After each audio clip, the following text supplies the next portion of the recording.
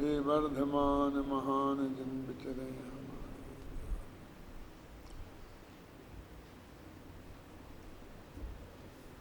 समय सार परमागम की 116 से 120वीं गाथा तक का प्रकरण चल रहा है। गाथाओं का अर्थ विस्तार से उस पर चर्चा की और आत्मख्याति टीका अपन पढ़ रहे थे, जिसमें ये प्रश्न कल खड़ा किया था कि इससे बचने के लिए यह तर्क उपस्थित किया जाए कि पुद्गल द्रव्य को कर्म भाव से परिणमाता है, जीव पुद्गल द्रव्य को कर्म भाव से परिणमाता है, इसलिए संसार का अभाव नहीं होगा। इस तर्क का विचार करने पर यह प्रश्न उपस्थित होता है कि स्वयं अपरिणमित पुद्गल द्रव्य को जीव कर्म रूप परिणमाता है या स्वयं परिणमित पुद्गल द्रव्य को। इसकी चर्चा भी काफ़ी विस्तार से हो गई थी। इसमें अपन ने उभयतोपास की भी चर्चा की थी। इस तरह के प्रश्न ये हैं कि दो में से जो भी प्रश्न वो का उत्तर देगा वो उत्तर का गलत होगा। दो तरह से फंसाना, उभयतोपास। अब वो ये कहते हैं, यदि देखो स्वयं उसका उत्तर अब पढ़ते हैं, स्वयं अपरिणमित पदार्थ को दूसरे के द्वारा परिणमित कराना शक्य नहीं है, क्योंकि वस्तु जो शक्ति सुता न हो, वस्तु में जो शक्ति सुता न हो उसे अन्य कोई नहीं कर सकता, तथा स्वयं परिणमित होने वाले पदार्थ को अन्य परिणमन कराने वाले की अपेक्षा नहीं होती, क्योंकि वस्तु की शक्तियाँ पर की अपेक्षा नहीं रखती। कल इसी बात को समझाने के लिए उदाहरण दिया था ना, ये हाथ, कि हम हाथ को मोड़ सकते हैं, तो जिधर को वो मुड़ता है उधर को मोड़ सकते हैं कि दूसरी दिशा में भी मोड़ सकते हैं? तो कहते दूसरी दिशा में नहीं मोड़ सकते हैं। तो जो जहाँ स्वयं ही मुड़ता है उसे तुम्हारे की जरूरत क्या है मुड़ने के लिए? तुम क्यों मोड़ो उसे? दूसरे के सहयोग की उसे जरूरत नहीं है। और आप कहोगे हम मोड़ सकते हैं तो फिर तुम उसमें स्वयं शक्ति नहीं रही, ये सिद्ध हो गया ना। और शक्ति का अर्थ ही ये है कि जो दूसरों के सहयोग के बिना काम करने में समर्थ हो। हम ये भी माने कि उसमें एक परिणाम नाम की शक्ति है जिसके कारण वो परिणमित होता है, फिर भी उसके साथ में एक सहयोग की अपेक्षा रखें तो वो शक्ति नहीं, वो तो कमजोरी कहलाती है। जिसको दूसरे के सहयोग की अपेक्षा हो उसे लोक में शक्ति नहीं कहते हैं, कमजोरी कहते हैं। इसलिए कहते हैं शक्ति पर की अपेक्षा नहीं रखती। शक्ति का मतलब ही ये है कि उसे किसी पर के सहयोग की अपेक्षा नहीं है।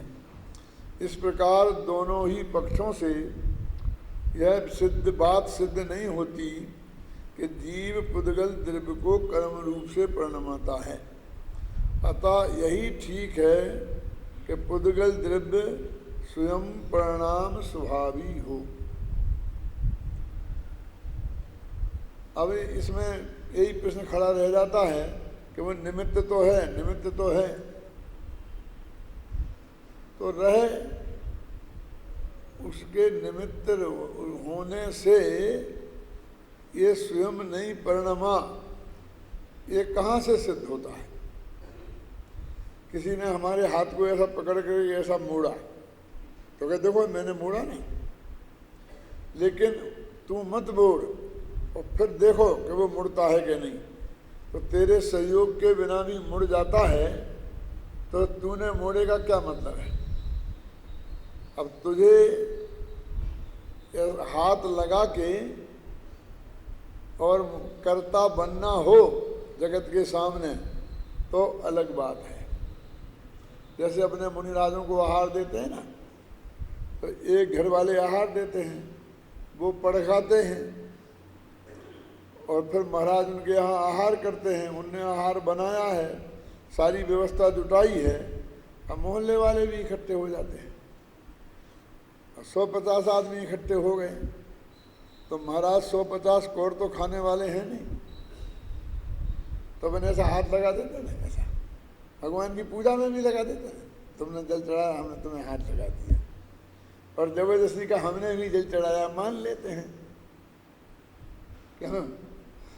ये उपचार में भी उपचार हुआ ना, वो द्रव्य अपने आप पढ़ने में थो रहा है और तुम जबरदस्ती हाथ लगाकर ऐसा मान ले कि कार्य मैंने किया, समझे ना, तो अपने मन को राजी करने के लिए बहुत अच्छा है।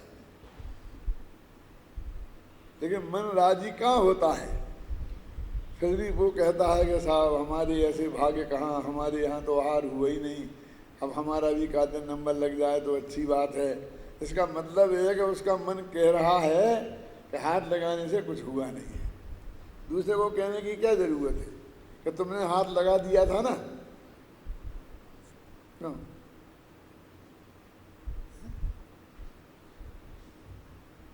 ऐसी स्थिति में जिस प्रकार घट रूप परिणमित मिट्टी ही स्वयं घट है, उसी प्रकार जड़ स्वभाव वाले ज्ञाना वर्णादि कर्म रूप परिणमित पुद्गल द्रव्य ही स्वयं ज्ञाना वर्णादि कर्म है। इस प्रकार पुद्गल द्रव्य का परिणाम स्वभावत्व सिद्ध हुआ। यानी जब तक वो स्वतंत्र परिणमन होने की उसकी क्षमता ना हो, तब तक पुद्गल द्रव्य उसका करता है, ये सिद्ध नहीं हो सकता। एक सेठ ने एक नई दुकान खोली और उसमें फुल पावर एक मुनीम रखा कि हम तो रहेंगे अपने गांव में और तुम इस दुकान को चलाना है, और तुम फुल पावर हो, सारा डिसीजन करने के लिए तुम बराबर करना, इस दुकान को अच्छी तरह चलाना, तुम्हारी जिम्मेवारी होगी। यदि वो काम ठीक नहीं हुआ तो फिर तुम उसके जिम्मेवार होगे, और यदि ठीक चला तो तुम्हें पुरस्कार मिलेगा। तो उस मुनीम ने कहा कि अच्छा, मैं सारे डिसीजन मैं स्वयं ले सकता हूं कि हाँ बिल्कुल तुमको ही लेना है, हम तो यहाँ रहेंगे ही नहीं। बहुत अच्छी बात है, लेकिन बस थोड़ा कोई नया डिसीजन लो ना तो मेरे कान में डाल देना। एक कान में डालना क्या होता है, तो इस तरह हल्के तरीके से कहता है कि जैसे पूरी आज़ादी उसे दे दी। अच्छा, तो आपके कान में डाल दें और फिर आप कहें कि ये काम मत करो, तो हम कर सकते हैं कि नहीं? कि क्या बात करते हो, मैं मना करूंगा फिर भी कर सकते हो? कैसी बात करते हो तुम? तो आप सीधे शब्दों में कहो ना कि जो काम डेली का रूटीन का है और हमने तुम्हें बता दिया है वो वैसे करो, तो कुछ भी चेंज करो तो हमारे कान में डाल देना, माने हमसे पूछ के निर्णय लेना। तो ये पूरी गुलामी है कि पूरी आज़ादी है? बोलो। भाषा उसे वो ऐसी देता है कि हमने फुल पावर कर दिया, और एक तरकीब से कि बस थोड़ा मेरे कान में डाल देना, और फिर कान में डालेंगे, फिर कान में तुम सुन करके मुंह से कुछ बोलोगे ना तो उसके अनुसार करना है ना, तो फुल पावर तुम ही रहे ना। तो फिर यदि घाटा मुनाफा होगा तो जिम्मेवार भी तुम, नहीं जिम्मेवार तुम होगे। जिम्मेवारी तुम्हारी और डिसीजन हमारा, ये कैसे चले? तो पुद्गल द्रव्य को जैसे कि घड़ा बना मिट्टी, तो घड़ा बन के जो भी दशा दुर्दशा होगी वो वो भोगना तो मिट्टी को ही है ना। अग्नि में तपाया जाएगा तो उस मिट्टी को ही भोगना पड़ेगा ना, वो ताप। कुमार तो नहीं भोगेगा ना। तो जो भोगता है उसे कर्ता होना चाहिए। तो काम बिगड़े तो उसे हम भोगें, और बन जाए और मुनाफा हो जाए तो तुम्हारी जेब में जाए, हमारी तो बनी बनाई तनख्वाह है। क्यों, क्या होगा बोलो। तो कहते हैं भाषा ऐसी है कि पूरी आजादी है, और वास्तव में वो रंच मात्र भी आजादी नहीं है। लेकिन तुम आजादी देने वाले और लेने वाले होते कौन हो? कोई द्रव्य दूसरे को ये परमिशन देता ही नहीं कि तुम हमारे बारे में कोई डिसीजन करो। कौन करेगा? हम ही करेंगे। उसी का नाम तो आजादी है। कि जैन दर्शन तो इसके आगे की बात करता है कि डिसीजन ना तुम्हें करना है ना उसे करना है, ना उपादान को करना है। डिसीजन तो पहले ही अनादिकाल से है। क्या डिसीजन है अनादिकाल से? कि प्रत्येक द्रव्य अपने परिणमन को स्वयं करेगा, क्योंकि उसमें परिणाम नाम की एक शक्ति है। ख्याल में है ना? ये डिसीजन है कि वो तो हमने मान लिया, लेकिन फिर कब क्या करना और कब नहीं क्या करना, ये डिसीजन तो लेना ही पड़ेगा ना। जैन धर्म तक तो यहाँ तक ही बात सम्मति हो जाएगी। जैन धर्म कहता है कि नहीं, कब क्या करना है कि होना है, वो भी अनादिकाल से डिसीजन है। कि वो किसने किया? कि नहीं, किसी ने नहीं किया है, बस वस्तु के स्वरूप में ही है। तो तुम्हारे ही स्वरूप में है ना वो, तो तुम ही होना उसके कर्ता, जिम्मेवार। देखो, एक वस्तु का होता है द्रव्य स्वभाव और एक होता है पर्याय स्वभाव। तो द्रव्य स्वभाव से ये सिद्ध होता है कि इस वस्तु में ये होगा, ये हो सकता है, ये होगा। और पर्याय स्वभाव से ये निर्णय होता है कि जो जो होगा वो किस समय क्या होगा, और वो किस विधि से होगा। ये तीन चीजें हो गई ना। उपादान तीन तरह का है। त्रिकाली उपादान, क्षणिक उपादान नंबर 1 और क्षणिक उपादान नंबर 2। ये नंबर 1 और नंबर 2 इसलिए रखे क्योंकि नाम बहुत बड़े हैं, तो नाम लेने में बहुत समय जाता। क्या? अनंतर पूर्ववर्ती पर्याय से युक्त द्रव्य वो कारण, वो अनंतर उत्तर क्षणवर्ती पर्याय से युक्त द्रव्य वो कार्य बोलेंगे ना। फिर उसका व्यय वो कारण। इतना लंबा लंबा बात नहीं बोले तो 1 नंबर 2 नंबर बोल देते हैं। यहाँ भी आप लोगों को नाम भी नंबर दे दिए जाते हैं ना। हाजी लेने में सबके नाम ले लेके हाजी लें तो 10 मिनट खराब होते हैं। 1 2 3 4 बोलने में 2 मिनट में निपट जाता है। और कुछ नंबर नहीं है। जैसे व्यापारियों के 1 नंबर और 2 नंबर होते हैं, ऐसे कोई क्षणिक उपादान में ऐसे 1 2 नंबर नहीं है। क्योंकि दूसरा नंबर जैसे दिया गया है, काल का नियामक असली कारण वो ही है।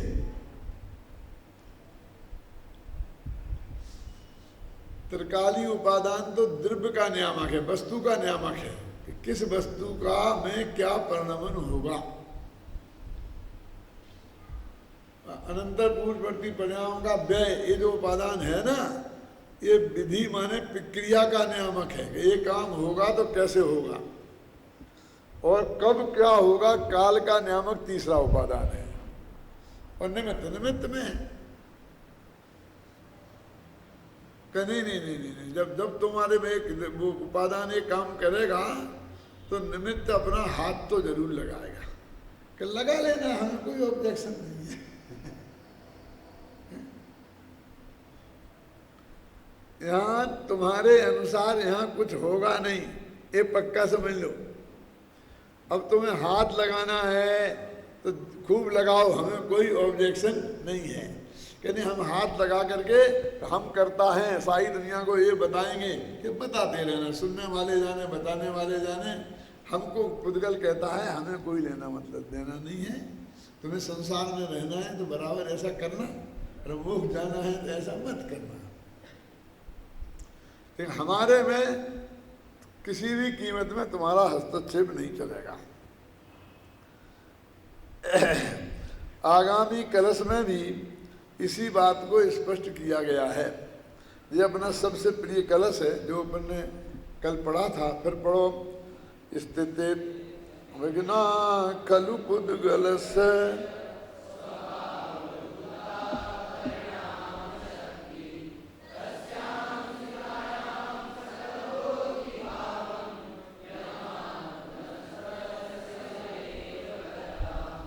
जो उपजाति छंद है, ये कालिदास का प्रिय छंद है। कालिदास के काव्यों में सर्वाधिक प्रयोग इसका हुआ है, क्योंकि इसमें प्रवाह बहुत अच्छा आता है।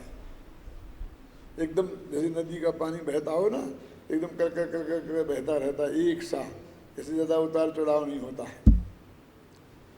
स्थिता इति अविघ्ना खलु पुद्गलस्य स्वभाव भूता परिणाम शक्ति। पुद्गल में एक परिणाम नाम की शक्ति है, वो स्वभाव भूता, वो स्वभाव है उसका। स्वभाव किसे कहते हैं? जिसमें पर की अपेक्षा नहीं हो। कि वो स्वभाव कैसे हुआ? कि स्वभाव में कोई प्रश्न खड़ा नहीं होता है। समंत भद्र ने लिखा है, स्वभावो अतर्क गोचरा। स्वभाव में तर्क नहीं चलता, वो अतर्क है। कि अग्नि गर्म है, क्यों है साहब? ठंडी होती तो बहुत अच्छा रहता, ठंडी क्यों नहीं है? कब है गर्म। अब इसमें कोई तर्क वितर्क नहीं चलता। हमें तुम्हारे लिए विचार के लिए कोई गुंजाइश नहीं है। अब तुम्हें जानना है तो छू के देख लो। इसका नाम है स्वभावो अतर्क गोचरा। तो कहते पुद्गल में जो परिणमन नाम की शक्ति है, परिणाम शक्ति माने अपना परिणमन वो स्वयं करे, ऐसी शक्ति उसको स्वभाव भूता, वो किसी कर्म के उदय से उसमें नहीं हुई है, वो स्वभाव है। जैसे अपन पारिणामिक भाव बोलते हैं ना, ये परिणाम, वो है परिणाम शक्ति, वो परिणाम है। ये परिवर्तन को भी परिणाम बोलते हैं। ये विकारी अविकारी भावों को भी परिणाम बोलते हैं कि जैसे जिसके परिणाम होंगे वैसा उसे फल भोगना पड़ेगा। लेकिन ये परिणाम उस शक्ति, त्रिकाल शक्ति के रूप में है। ऐसे भाव शब्द का भी अर्थ बहुत होते हैं। भाव माने द्रव्य, भाव माने गुण, भाव माने पर्याय, भाव माने पदार्थ, सब भावा बोलते हैं ना। उसमें कुछ बहुत अर्थ होते हैं उसके, समझे ना। सर्वे भावा, संपूर्ण भाव। तो कहते हैं ये स्वभाव भूत है। देखो स्वभाव भूत कोई सब चीजें अच्छी होती हैं ऐसा कोई नक्की नहीं है। ये जीवत्व नाम की शक्ति, ये भी स्वभाव भूत है ना। सभी शक्तियां स्वभाव भूत हैं। तो वो परम पारिणामिक भाव उसे कहते हैं। मैंने पारिणामिक भाव तीन तरह के हैं ना, जीवत्व, भव्यत्व और अभव्यत्व। तो जीवत्व तो बढ़िया है ही, भव्यत्व को भी बढ़िया मान लो, और अभव्यत्व को बढ़िया कैसे मानेंगे? लेकिन ये बढ़िया और नहीं बढ़िया तो तुम्हारे राग के हिसाब से तुम बढ़िया हो गया, बढ़िया कह रहे। कोई जीव अभव्य है तो वो उसका पारिणामिक भाव बताया उसे। पारिणामिक भाव की तो अपने बहुत गीत गाए जाते हैं। उसको अपन अरहंत सिद्ध से भी ऊपर रखते हैं, और अभव्यत्व को ऊपर रखेंगे। सब परिणामों को थोड़ी रखते हैं, वो जीवत्व नाम के भाव को रखते हैं। इसलिए उसे अलग बताने के लिए हमने परम शब्द और लगा दिया। लेकिन भव्यत्व भव्यत्व को परिणामिक क्यों कहा? क्योंकि वो किसी कर्म के उदय के निमित्त से जीव भव्य नहीं बना है, और किसी कर्म के उदय से वो अभव्य नहीं बना है, क्षय क्षयोपम और क्षय से भी नहीं बना है। कोई कर्म की निमित्तता उसमें नहीं है, तो जिसमें पर की निमित्तता नहीं हो उसको बोलते हैं पारिणामिक भाव। कहना ही नहीं, हम तो नहीं मान सकते, निमित्त के बिना तो कुछ होगा ही नहीं, निमित्त के बिना, निमित्त को तो रखना चाहिए। अब तो उड़ाने लग गए आप, पहले तो तुम मानते थे कि रखेंगे, कि रखना ही है, नहीं मानोगे नहीं। हाँ, तो उसमें पुद्गल कर्म के निमित्तित्व का अभाव निमित्त है। तुमको बोलना ही है तो इस भाषा में बोल लो, क्या समझे ना। अभाव, कोई कर्म का निमित्त उसमें नहीं है। ऐसे अभावात्मक निमित्त भी तो हम जगत में कहे जाते हैं ना, लेकिन उनका वो उसका स्वभाव है, और स्वभाव में कोई तर्क नहीं होता, या ना, स्वभावो अतर्क गोचरा। अब क्यों है बहुत से लोग ये प्रश्न करते हैं, भाई उसने क्या गलती करी जिसकी वजह से अभव्य है। एक गलती की होती तो फिर अभव्य कैसे होता? यदि वो गलती करने से अभव्य बना होता तो उसका नाम पारिणामिक भाव नहीं होता, फिर तो उसका नाम औदेक भाव होता। ख्याल में है ना। मैंने साहब इसके साथ तो बहुत बड़ा अन्याय हो गया, ये पुद्गल भी कभी मोक्ष नहीं जाएगा, तो इसको अन्याय नहीं लगता क्यों? उस पर तुमने सोचा ही नहीं। आकाश भी भव्य नहीं है, सोचा ही नहीं, क्योंकि इसे डर लगता है कि वो जीव भव्य और अभव्य है ना, उसमें मैं भी हो सकता, समझे ना क्या? क्योंकि पुद्गल में तो मैं हो नहीं सकता, आकाश में तो मैं हो नहीं सकता, इसलिए वो चाहे जैसा हो वो तो उसकी जो भी मिट्टी पलीत होनी हो, अपन प्रभावित नहीं होना चाहिए। लेकिन जीव में मैं भी हो सकता हूं, इसलिए कहता क्यों है, उसने क्या गलती करी, उसको कैसे है, उसके साथ अन्याय है। अब भैया जो प्रकृति में है वो तो है, अब तुम उसमें न्याय अन्याय की बात करेगा तो उसका जवाब हमारे पास कुछ नहीं है। कहने ना, अभी देखा हम स्त्री क्यों बने, हम नपुंसक क्यों बने, हम पुरुष क्यों बने, हम नारकी क्यों बने, तो इसके जवाब तो देगा हमारे शास्त्र। तूने ऐसे ऐसे खोटे खोटे भाव किए थे इसलिए बने, ऐसा कर्म बंधा था उसका उदय आया इसलिए बना। क्योंकि वो जो पारिणामिक भाव नहीं होंगे उनके बारे में तो सब बात जवाब मिलेंगे आपको, और तू ऐसे नहीं करना। मेरे चित्त में जब से ये महासत्य प्रस्फुटित हुआ है कि एक एक समय का सब कुछ सुनिश्चित है अनादिकाल से, हर द्रव्य का उसकी पर्याय का, तो मुझे ये उपदेश इतना निरर्थक लगता है क्या? सारे शास्त्र भरे पड़े हैं उसमें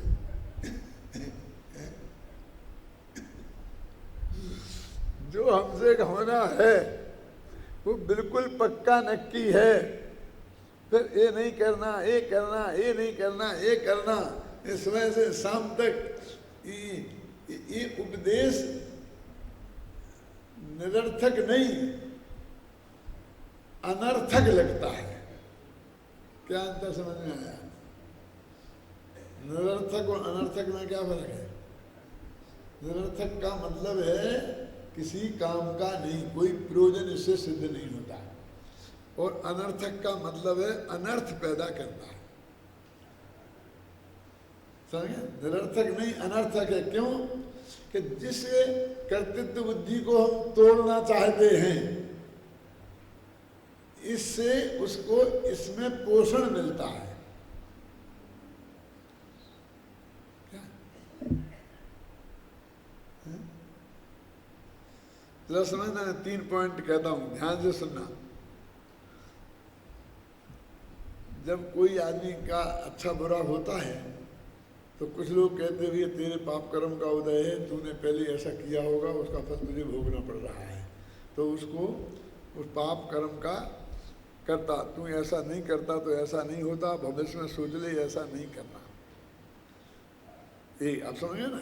अब ये फिर दूसरा कोई कहता है कि भाई कोई कर्म फर्म से कुछ नहीं होता, ये बिल्कुल ऐसा सुनिश्चित ही है। तो बात तो सही ये है ना कि हम कर्म के उदय से समझाएं, उसे इससे समझाना चाहिए। इसलिए हमारे यहाँ एक नया शब्द आया, उसका नाम भाग्य। भाग्य किसे कहते हैं रमेश, जानते हैं क्या? कि पूर्व कर्म का उदय, उसको भाग्य कहते हैं। ये भाग्य शब्द की सबसे गलत व्याख्या है आदमी की। फिर कर्म ही कहो ना, भाग्य क्यों कहते हो? इसमें आत्ममीमांसा में और अष्टशास्त्री में ये लिखा है कि इसमें 2 चीजें मिक्सचर हैं, एक होनहार और एक कर्म का उदय। मन 5 संज्ञाओं में 2 संज्ञा इस भाग्य शब्द में है।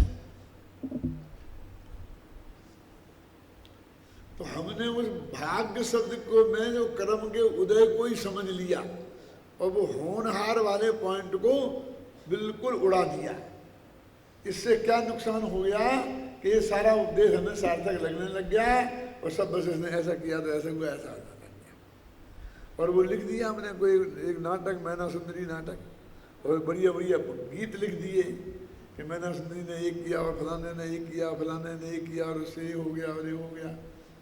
ख्याल में ना, मेरा एक विचार नया मैना सुंदरी नाटक लिखने का भी है, जो शायद अगले भव में होगा तो होगा कि तुम लोग करोगे तो कर लेना। क्योंकि मैं कुंद कुंद के ग्रंथों का निरंतर अध्ययन करने से और अनुशीलन वगैरह करने से उपयोग की पवित्रता मैं रखना चाहता हूँ, तो उसकी वजह से मैं उसी में लगा रहता हूँ। इनके लिए फुर्सत नहीं मिलती है, लेकिन तुमको मैं उसका रास्ता बता देता हूँ। कोई भविष्य में लेखक लिखना चाहे तो लिख सकता है। मैं क्या लिखना चाहता हूँ, क्यों लिखना चाहता हूँ? इसलिए लिखना चाहता हूँ कि मैं उसको, जैसे वो मैना सुंदरी ये नहीं कहेगा कि मैंने जैसे कर्म किए होंगे वैसे फल में भोगूंगी।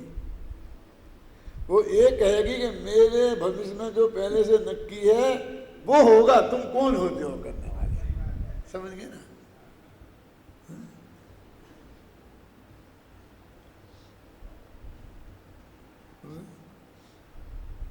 यद्यपि ये बात मेरे समझ में उस वक्त भी थी कम, जब मैं 19-20 वर्ष का था। इसलिए मैंने सीता के मुख में 2 शब्द डाले। एक तो ये डाला, किया होगा कोई भयंकर अपराध मैंने गत वर्ष में। बोलो पंक्तियां क्या है?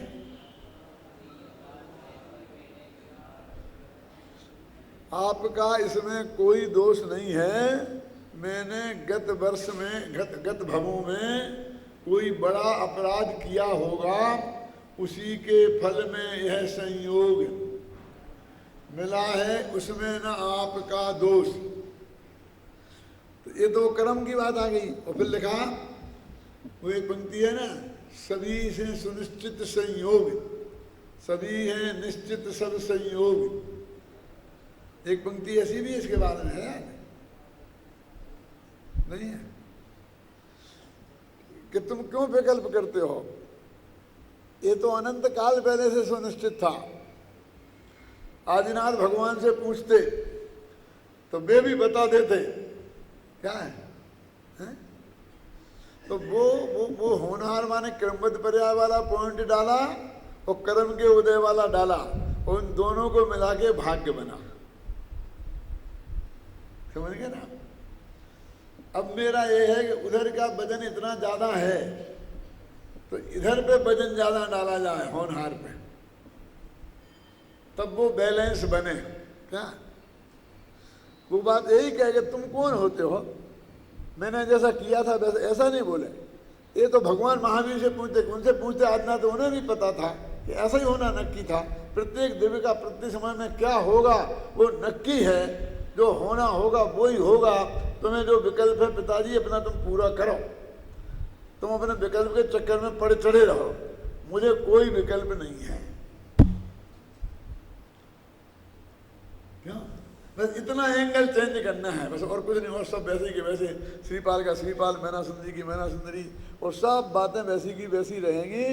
आपको पता ही नहीं चलेगा इसमें कोई परिवर्तन हुआ है। तो हम ये बताएंगे कि पुराने नाटक में और हमारे नाटक में क्या अंतर है, तब तुम्हारी समझ में आएगा। क्यों अदिति जी समझ में आया ना? जैसे हमने बताया था ना एक दिन कि हमारी पूजनों में और अन्य पूजनों में क्या फर्क है, तो ख्याल में आई ना बात। नहीं तो हम एला केला और अपने बादाम और नारियल के गीत गाते रहे सारी जिंदगी पूजा कर करके, मेरा कितना बढ़िया केला है, छतरीदार है, ऐसा है। जल से लेके फल तक के गीत गाते रहे, इनकी स्तुति करते रहे, भगवान का बारे में कुछ सोचा ही नहीं, कुछ बोला ही नहीं, कुछ कहा नहीं। तो अपन तो सही बोलते ना, जल पूजा और फल पूजा बोलते ना, वही सही बात की है। और कभी कभी हम कहते थे कितना बढ़िया अध्यात्म भरा है, मुनि मन समय उज्ज्वल नीर। तो मुनि के मन के समान पवित्र है, कितनी बढ़िया उपमा दी। बात तो ठीक है, उससे तो बहुत ही बढ़िया है, सरस फल है, बहुत ही अच्छी है, लेकिन आखिर नीरई की प्रशंसा है ना, भगवान की तो नहीं है।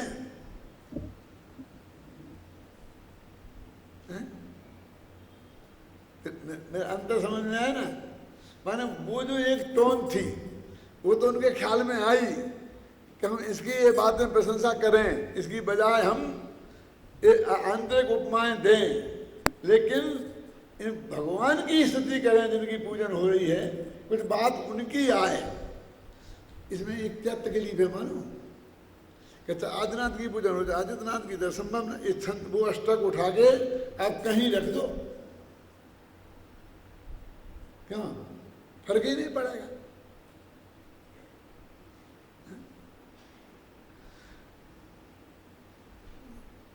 जब आपने पासनाथ भगवान की पूजन की तो तुम कहाँ पैदा भये थे? बनारसी में पैदा भये थे, वहाँ ऐसा हुआ था, वहाँ ऐसा हुआ था, एक नाग नागिन के साथ ऐसा हुआ था, फिर धन्य पद्मावती आए थे। ये कहानी सुनाने की बजाय कि तुम आत्मा से परमात्मा कैसे बने, ये कहानी भी तो सुना सकते थे। क्यों? तुमने पहले अणुवृत लिए, फिर महावृत लिए, फिर मुनिपद धारा, फिर सबके श्रेणी चढ़े, ऐसे ऐसे आगे बढ़ते बढ़ते और मोक्ष चले गए। ये क्यों नहीं सुना सकते थे? तुम भगवान कैसे बने, क्यों ये बात भी तो सुना सकते थे ना।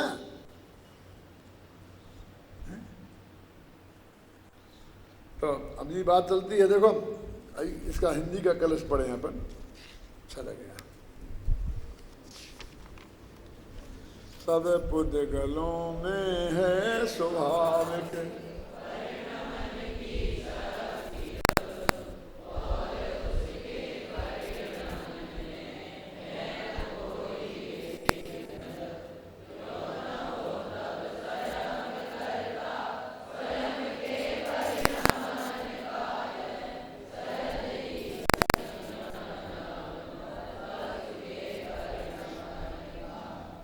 वस्तु के परिणमन का ये सहज नियम है, मतलब स्वभाव से ही है, इसमें किसी ने किया नहीं है। मैं आपसे पूछता हूँ कि बरसात आई और आपने खेत जोता और खेत में बीज डाल दिया, यहाँ तक थोड़ा बहुत करते तो आप अपना अपना मान लो। वैसे तो हजारों लाखों पेड़ पौधे ऐसे हैं कि उनका बीज कोई बोता ही नहीं है। जिस खेत में आपने गेहूं बोया है उसमें अकेला गेहूं नहीं होगा, घास भी उगी है, और घास का बीज किसने डाला था बोलो? है? तो तुम्हारे बीज डालने से कुछ हुआ है, इसमें कुछ दम नहीं है। और फिर फल आएंगे तब तुम उसे काट लोगे। क्यों? इसके अलावा तुम्हारा क्या कर्तव्य है मुझे ये बताओ।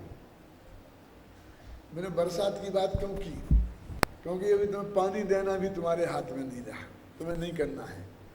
यदि मैं सर्दियों वाली फसल की बात करता, गेहूं बोआ था, तो कहते कम से कम पानी तो देना पड़ता। समझ गए क्या कह रहे हो?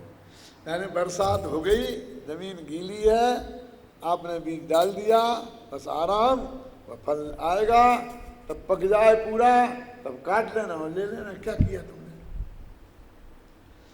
तो वो कहता है कि अरे मैंने कोई गाय भैंस उसको खाना जाए पेड़ पौधे को, इसलिए उसकी रक्षा की, रात रात भर में खेत पे ही सोया, घर में नहीं सोया,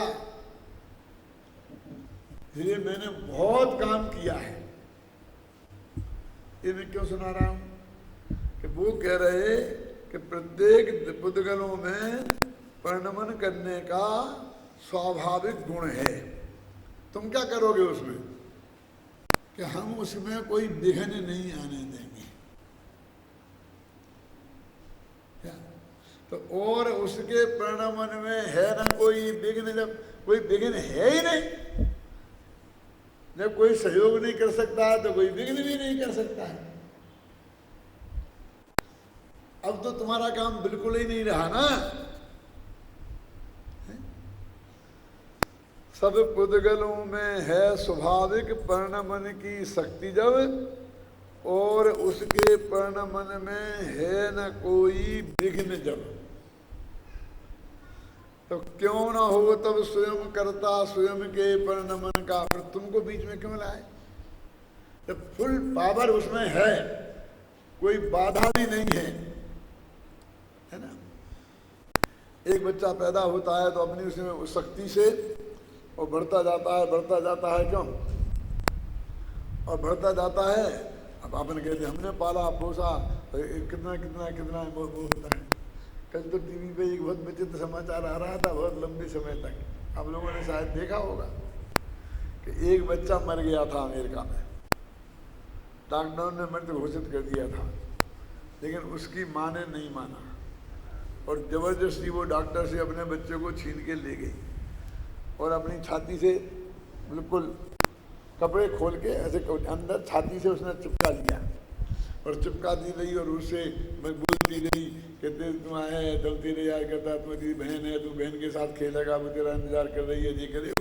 ऐसी बातें जो कभी वो सुन ही नहीं सकता, वो सब बातें इसमें बता रहे थे। ऐसी बोलती रही और 2 घंटे डॉक्टरों ने बहुत कहा कि मर गया है, इसको देखो। और उसके पति ने भी मान लिया, उसने भी बहुत कहा, लेकिन वो मानी ही नहीं। और 2 घंटे बाद वो बच्चा एकदम रोने लग गया और एकदम माँ का दूध पीने के तैयार हो गया और जिंदा हो गया। तो वो कह रहे थे अमेरिका के डॉक्टर सब कि इसका मतलब है कि माँ की स्नेह में इतनी ताकत है कि वो मरे बच्चे को भी जिंदा कर सकती है। अपने को बहुत बड़ा वैज्ञानिक मानते हैं, विज्ञान ने भी ये बात मान ली है, विज्ञान ने भी।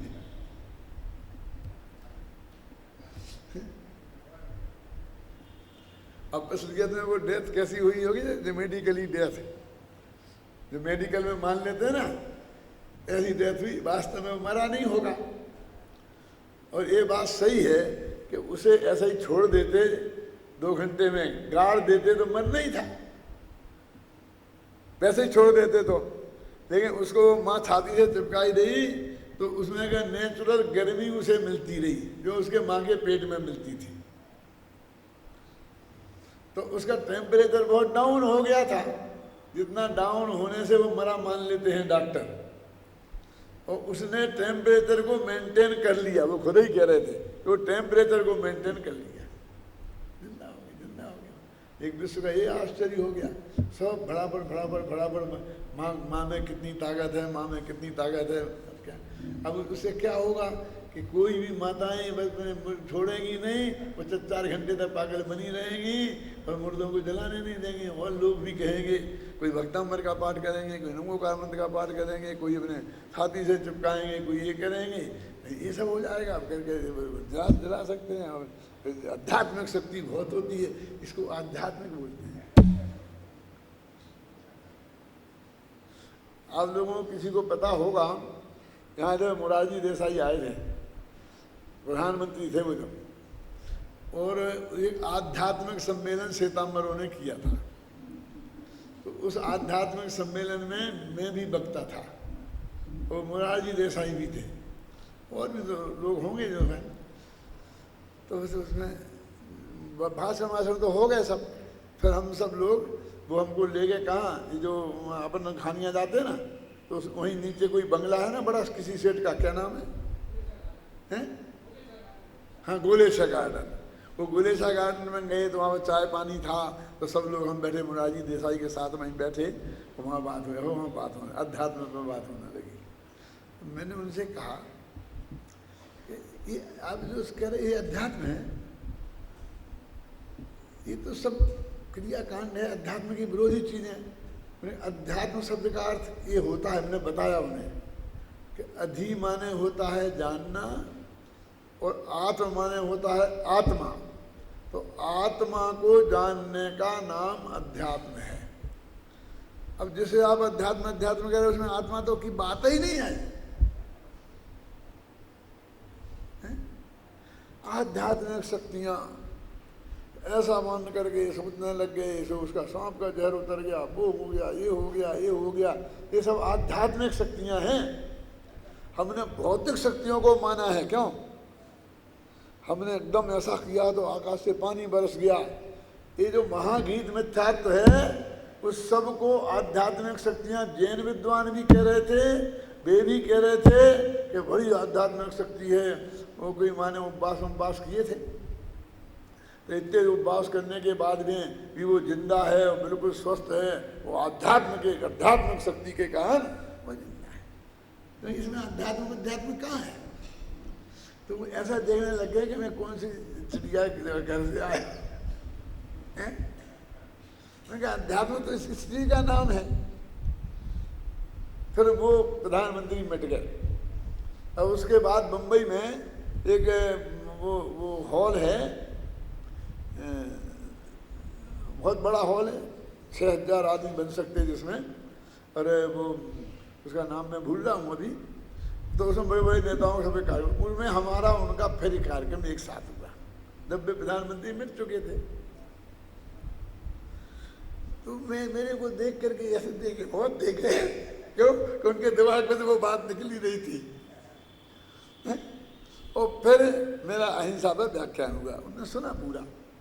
और उसके बाद में जो उनने बोला, वो इसके विरुद्ध बोला कि भाई ऐसा है, अध्यात्म नहीं है, ये अध्यात्म है, ये भी है, ये भी है, ये भी क्या क्या अध्यात्म है, उनने वो सब बताया। पहले का उनको ध्यान होगा ना, पहले का। और फिर मेरा अहिंसा का भाषण, उससे और नमक उस पर चढ़ गया संग में। तो वो सब बोलते रहे। लोगों की तो कुछ समझ में नहीं आया क्या हो रहा है। क्या बोले साहब जी, क्या बोले साहब? मैंने कहा वो तो अपना मूत्र पी करके वो जो बीमारियां ठीक करना, उसका नाम अध्यात्म मानते हैं क्या? क्यों? उन्होंने कोई दवाई नहीं ली भौतिक, अपना मूत्र तो अध्यात्म है।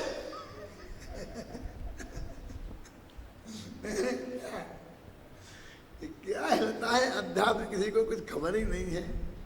कितने अध्यात्म के नाम पर क्या क्या चलता है। ये जितने भी ढोंग धतूरे चल रहे हैं ना धर्म के नाम पर, आजकल उसका नाम उन्हें अध्यात्म का नाम दे दिया। और वे सब रामदेव बाबा भी आध्यात्मिक संत हैं, जिनके मुंह से आत्मा शब्द ही नहीं निकलता कभी। ख्याल में आई ना? वे आध्यात्मिक संत हैं। अरे भाई, अध्यात्म शब्द का सीधा अर्थ है, उस पर विचार कर लो ना। अधि माने होता है जानना, अधिगम माने जानना तो होता है ना, जानते ना आप। और आत्मा माने आत्मा को जानना, इसका नाम अध्यात्म है। तो जो आत्मा के जानने संबंधी चर्चा है वो सब आध्यात्मिक चर्चा है, और उसके अलावा कोई भी चर्चा आध्यात्मिक चर्चा नहीं है। क्यों? ब्लड प्रेशर एक दवाई से भी कम होता है और आध्यात्मिक शक्तियों के आधार से भी कम होता है। और ये आध्यात्मिक शक्तियां कौन सी हैं? एकदम आंख बंद करके बैठ जाओ, एक नाक ऐसी बंद कर लो, इधर से एक नाक इससे हवा निकालो, इससे चलो। ये आध्यात्म, इसमें आत्मा कहाँ आ गया? क्यों? इसे तो अति नाक को ऐसा करो, ऐसे छोड़ो, ऐसे करो, ऐसे करो, ऐसे पेट करो, पेट को ऐसा करो, इसमें अध्यात्म कहाँ से आ गया?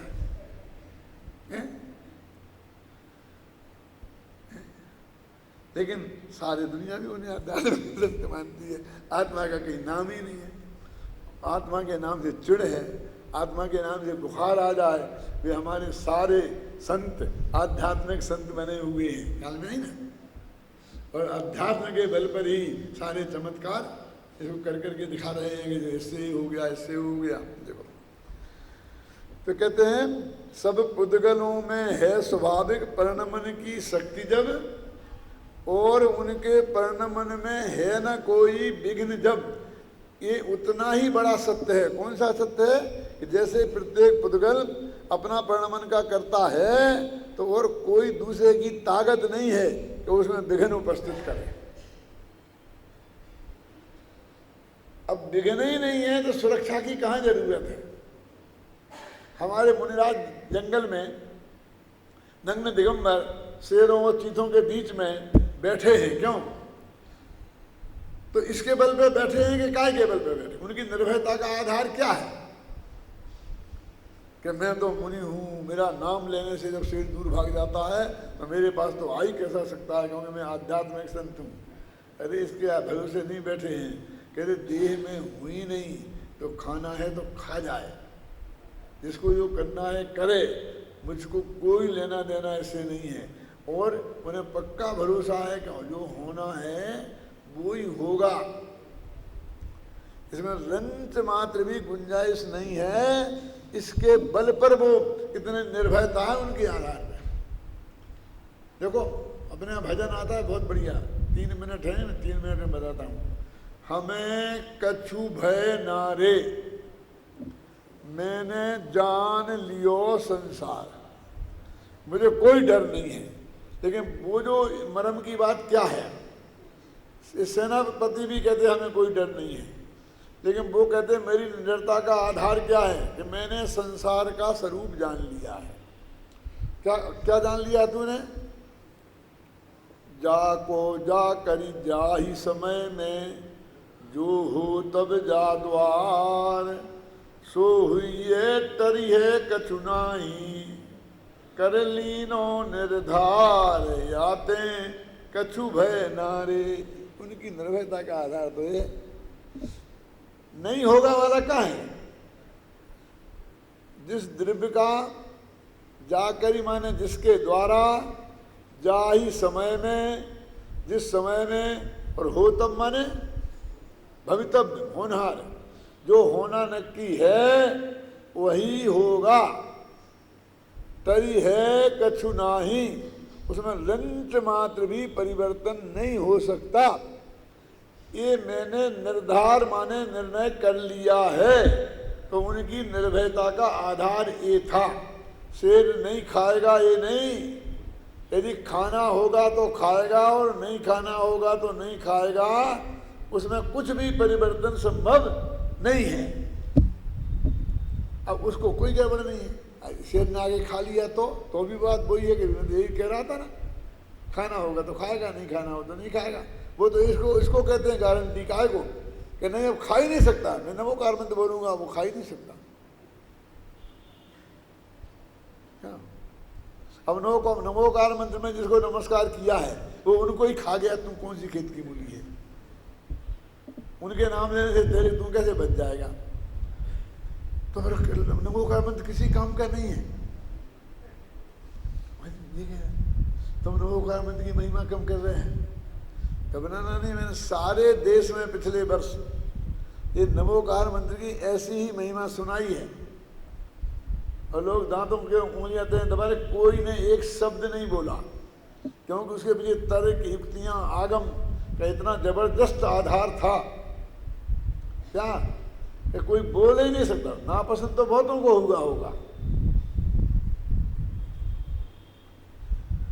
लेकिन बाद में तो ये पोजीशन हो गई थी शांति जी कि हर गांव से ये आते थे हमारे यहाँ तो नमोकार मंत्र का ही होना, दूसरा व्याख्यान हमें चाहिए ही नहीं। अब पर्यूषण में जा रहा हूँ ना बड़ौदा, तो एक नमोकार मंत्र का तो करना ही पड़ेगा। और पब्लिक मीटिंग में वो पब्लिक को बुलाएंगे, पूरी मीटिंग करेंगे खुले मैदान में, सभा में पंडाल बना के, और उसमें एक नमोकार मंत्र का तो होना ही होगा। और बाकी तुम जो चुनो से चुन लेना, 3 होंगे, संडे आएंगे ना, 3 संडे फंडे, बाकी जो जिन्हें पर 10 दिन चलेंगी। इसका मतलब ये जनता तो समझना चाहती है, लोग समझते हैं विरोध होगा, ऐसा मत कहो विरोध होगा। कहाँ हुआ विरोध? एक आदमी ने अकेले में भी आकर के एक शब्द नहीं बोला, हजारों आदमियों ने आकर के महिमा गाई कि आपने बहुत बताया, गजब किया गजब किया। हम मुफ्त नहीं डर रहे हैं, लेना नहीं देना नहीं है, लेकिन एक बात समझ लेना बेटा कि तर्क युक्ति आगम अपने को पूरा मजबूती से चाहिए। ऐसी चार जैसी ठोक दी और कोई आपके पास उसका नहीं है तो पिटाई होगी, फिर मुझे दोष मत देना, नहीं तो हाथ मत डालना, ख्याल में आई ना। लेकिन एक सब पूरे आगम के आधार पर अब मैं एक कह रहा हूं एक शब्द कि अध्यात्म का ये अर्थ है। अब उसमें आत्मा तो आ ही नहीं रहा तुम्हारा, तो इसको हाँ बात तो सही कह रहे, बात तो सही कह रहे। कहाँ है आध्यात्मिक शक्ति? आत्मा की शक्ति कहाँ है? तुम तो मंत्र की शक्ति बता रहे, मंत्र माने आत्मा थोड़ी है। क्यों? उसके उच्चारण की शक्ति बता रहे हो, तो उच्चारण तो पुद्गल का शब्द, भाषा वर्णना तो पुद्गल की है, इसमें आत्मा का क्या है? समझ में आती है बात। इसलिए कहते हैं देखो, क्यों ना हो तब स्वयं करता स्वयं के परिणमन का।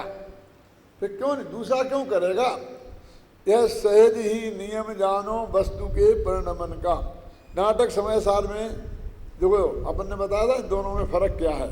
अपन ने इसका कलशबद्ध अनुवाद किया, ये आपने ऊपर पढ़ा है, ये नाटक समय सार का है। पुद्गल परिणामी दरवे सदा परिणमे सोए, आते पुद्गल कर्म को करता पुद्गल होई। अब संस्कृत भी तुम जानते हो, संस्कृत का छंद है, वो ऊपर वाला छंद है, ये नीचे वाला छंद है। बात तो तीनों में एक ही आएगी, आई है ना। फिर भी जो हम बात कहना चाहते हैं सीधे हृदय पे चोट करने वाली बात कहाँ से आती है वो हमें यहाँ तो इसमें पुद्गल का करता पुद्गल है, पुद्गल का करता पुद्गल है, इतनी सी बात आ गई। सत्य तो यही है ना कि तुम्हारा इस शरीर में कुछ नहीं चलेगा।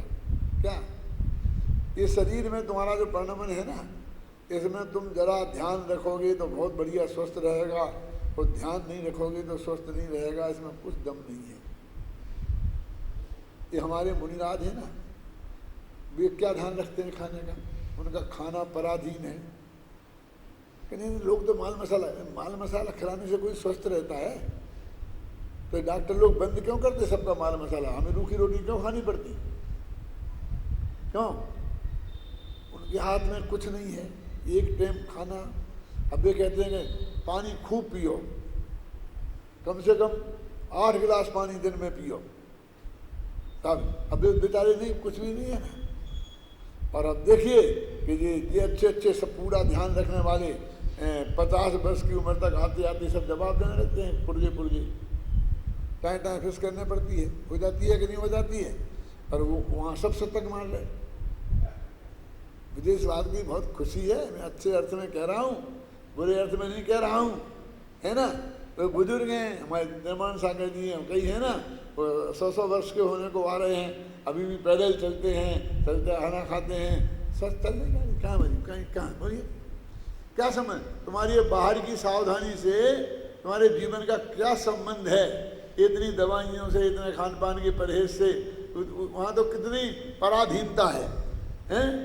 और जिसे आप बोलते हो नहीं लोग भक्ति से बहुत देते होंगे, तो वो तो और ज़्यादा बद परहेजी कराते हैं। लेकिन है उनका स्वास्थ्य है। अब फिर मैं क्या कह रहा हूँ, तुम उल्टा अर्थ मत समझना कि वे मुनि हैं इसलिए है, ये भी नहीं कह रहा। उनका ऐसा ही है ना है इसलिए है, पर हमारा नहीं होना है इसलिए नहीं है। क्यों? फिर वो अर्थ हो जाएगा। यहाँ तुम दवाइयों पे मर रहे, फिर वहाँ पर ऐसा करने पे हो जाओगे, अब मैं एक टाइम खाऊंगा और ऐसा करूँगा, ऐसा रहूँगा, तो मैं 100 वर्ष तक जीऊँगा, इस धोखे में मर जाओगे। अरे जितना आयु कर्म तुम्हारा होगा, निमित्त की अपेक्षा और क्रमबद्ध में जितना काल तुम्हारा नक्की होगा, उसमें से एक पल कोई घटा नहीं सकता और एक पल कोई बढ़ा नहीं सकता। ये नक्की करो, उस आधार पर निर्भयता आना चाहिए, तो उसका नाम सच्ची निर्भयता है। वास्तव में वो बाकी निर्भयता है ही नहीं।